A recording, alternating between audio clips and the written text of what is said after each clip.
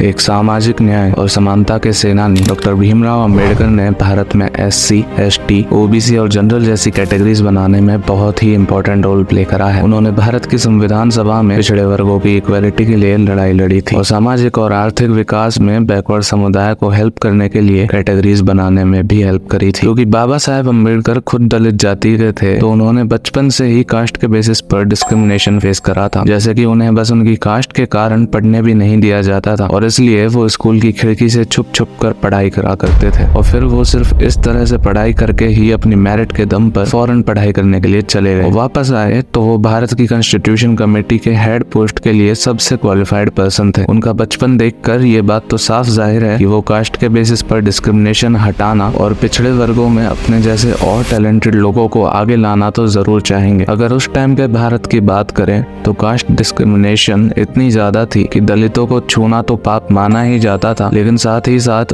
उनके पाँव में झाड़ू बांध दिए जाते थे ताकि वो जहाँ भी अपने कदम रखे वो जगह झाड़ू से साफ अपने आप होती चले। यहाँ तक कि उनके गले में मटकियां बांध दी जाती थी ताकि उनका थूक भी जमीन पर ना गिर सके। जाहिर सी बात है इतना सब उन्हें फेस करना पड़ता था तो इकोनॉमिकली भी वो कमजोर ही रहे होंगे। यहाँ पर मेरा ओपिनियन ये है दोस्तों कि उस समय के भारत के हिसाब से इन लोगों को रिजर्वेशन देना बहुत जरूरी था, अदरवाइज समाज में वो हमेशा पीछे ही रह जाते और इंडियन सोसाइटी का एक बहुत बड़ा हिस्सा इकोनॉमिकली और सोशली बहुत बैकवर्ड रह जाता। यहाँ पर मैंने एक बहुत बड़ा हिस्सा ये टर्म इसलिए अप्लाई करा क्योंकि 2011 की सेंसस के अकॉर्डिंग देश की आबादी का लगभग 16.6% हिस्सा SC यानी कि शेड्यूल्ड कास्ट से आता है और 8.6% हिस्सा ST यानी कि शेड्यूल्ड ट्राइब्स से आता है। और आप सोचिए अगर देश की 25% आबादी इतनी पिछड़ी रह जाती तो देश ग्रो कैसे करता। देश इंटरनली बहुत टूट जाता कास्ट बेस्ड डिस्प्यूट्स के चलते और देश का 25% से भी ज्यादा ह्यूमन रिसोर्स वेस्ट चला जाता। लेकिन दोस्तों क्या आज के समय में जब रिजर्वेशन लगे हुए 74 साल से भी ज्यादा हो गए हैं, इन रिजर्वेशंस में चेंजेस लाना क्या जरूरी नहीं है? क्योंकि आज के समय सिर्फ SC या ST ही नहीं, जनरल कैटेगरी भी इकोनॉमिकली काफी ज्यादा सफर कर रही है। 2023 की JEE मेंस की जनरल कैटेगरी कट ऑफ उठाकर देखिए 93.3%। नीट में भी जहां हर साल 650 मार्क्स पर एम्स जैसे देश के बेस्ट मेडिकल कॉलेज अलॉट हो जाते हैं, इस साल 720 मार्क्स पर भी एम्स ना मिल सके। यहाँ पर इस बात को भी अकाउंट में रखना होगा कि इस एग्जाम में घोटाला हुआ था, लेकिन स्टिल कुछ ऐसा ही कंपटीशन जनरल और OBC कैटेगरी को फेस करना पड़ता है most of the competitive exams में और इन एग्जाम्स को देने वाले मोस्टली स्टूडेंट जनरल कैंडिडेट्स ही होते हैं। तो क्या अब टाइम आ गया है कि रिजर्वेशन हटा दिया जाए या फिर उसमें कुछ चेंजेस लाने चाहिए? इन्हीं सारे सवालों का जवाब आज हम जानेंगे अपनी इस वीडियो में, तो वीडियो को एंड तक देखना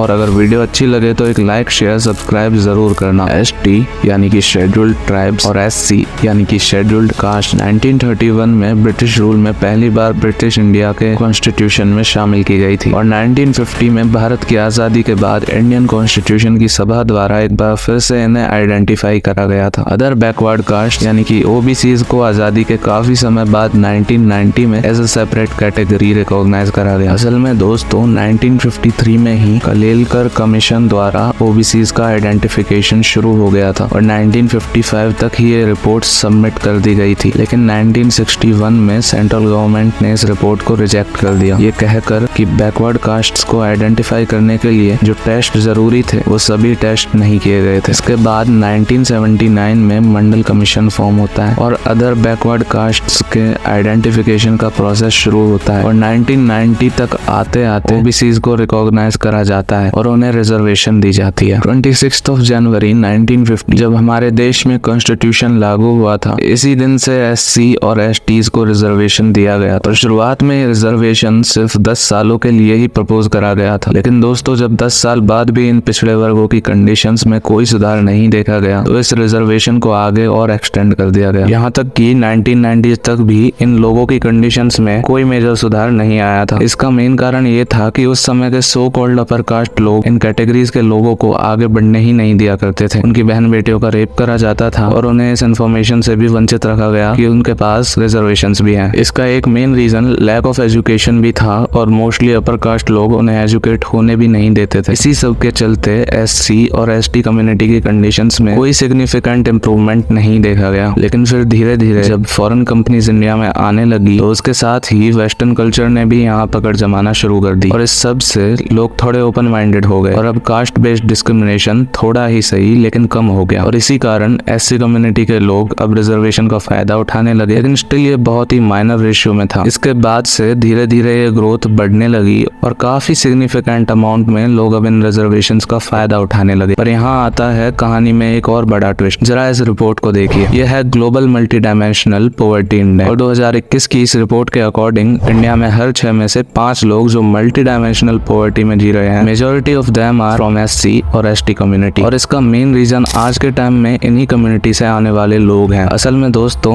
जब शुरुआत में कुछ लोगों को इन रिजर्वेशंस के बारे में पता चला तो उन्होंने तो इसे यूज कर लिया, लेकिन एक बार यूज करने के बाद वो लोग अपनी ही कम्युनिटी के लोगों को आगे बढ़ने ही नहीं दे रहे हैं। यहाँ कह सकते हैं कि कैटेगरीज के अंदर एक क्रीमी लेयर फॉर्म हो चुकी है। इस टर्म को पहली बार 1993 में सुप्रीम कोर्ट ने इंट्रोड्यूस करा था एंड इसके अकॉर्डिंग अगर किसी भी कैटेगरी का कोई भी इंसान 8 लाख या उससे ज्यादा इनकम एनुअली करता है तो वो क्रीमी लेयर के अंडर आता है। दोस्तों, यहाँ ओबीसी कैटेगरी में तो 1993 में ही इस क्रीमी लेयर को आइडेंटिफाई करके इसके अंडर आने वाले लोगों को सेपरेट कर दिया गया था, लेकिन एससी एसटीज में ये चीज नहीं करी गई। लेकिन recently supreme court of India ने ये फैसला सुनाया है कोई भी स्टेट गवर्नमेंट अगर चाहे तो अपने स्टेट में क्रीमी लेयर में आने वाले लोगों को आइडेंटिफाई करके उन्हें सेपरेट कर सकती है। और इसका फायदा ये होगा कि एससी और एसटीज में जिन लोगों को इस रिजर्वेशन का फायदा आज तक नहीं मिल सका, उन लोगों को रिजर्वेशन का ज्यादा से ज्यादा फायदा मिल सकेगा। यहाँ मेरा भी एक छोटा सा ओपिनियन है दोस्तों कि एससी एसटी रिजर्वेशंस को नॉन क्रीमी लेयर के लिए ही रखना चाहिए, क्योंकि सही मायनों में देखा जाए तो रिजर्वेशन की असल जरूरत इन्हीं लोगों को। वहीं एक और चीज मैं कहना चाहूंगा कि चाहे जनरल हो या एससी, हमें सबके लिए quality education minimum cost per available करवानी चाहिए, ताकि जहां बात एजुकेशन की आए वहां किसी एक इंसान के पास रिसोर्सेज कम है और दूसरे के पास ज्यादा, इस चीज की प्रॉब्लम आए ही नहीं। एजुकेशन की जहां बात आए तो मेरी राय में ना ही कोई कैटेगरी होनी चाहिए और ना ही किसी इंसान को रिसोर्सेज की जरूरत भी पड़नी चाहिए, क्योंकि एजुकेशन पर सबका इक्वल राइट है। अगर ऐसा हो जाए तो दोस्तों हमें रिजर्वेशंस की जरूरत ही नहीं पड़ेगी, क्योंकि सब लोगों को एक फेयर चांस दिया जा रहा होगा और फिर लोग अपनी मेरिट के दम पर आगे बढ़ेंगे। इसके अलावा हमें कास्ट के बेसिस पर डिस्क्रिमिनेशन एकदम खत्म करना होगा। अगर किसी इंसान के जन्म के बेसिस पर उसे नीचा दिखाया जाए तो यह हमारी सोसाइटी के लिए कोई प्राउड की बात नहीं है। इससे बस सोसाइटी में अनस्टेबिलिटी आएगी, इवेंचुअली हार ह्यूमैनिटी की होगी, फिर लड़ाइयाँ होंगी जैसे रिलीजन के बेसिस पर होती हैं, ठीक वैसे ही। तो दोस्तों आज की वीडियो में सिर्फ इतना ही, फिर मिलेंगे किसी और वीडियो में, तब तक के लिए बाय बाय। और अगर वीडियो अच्छी लगी है तो एक लाइक शेयर और सब्सक्राइब जरूर कर देना।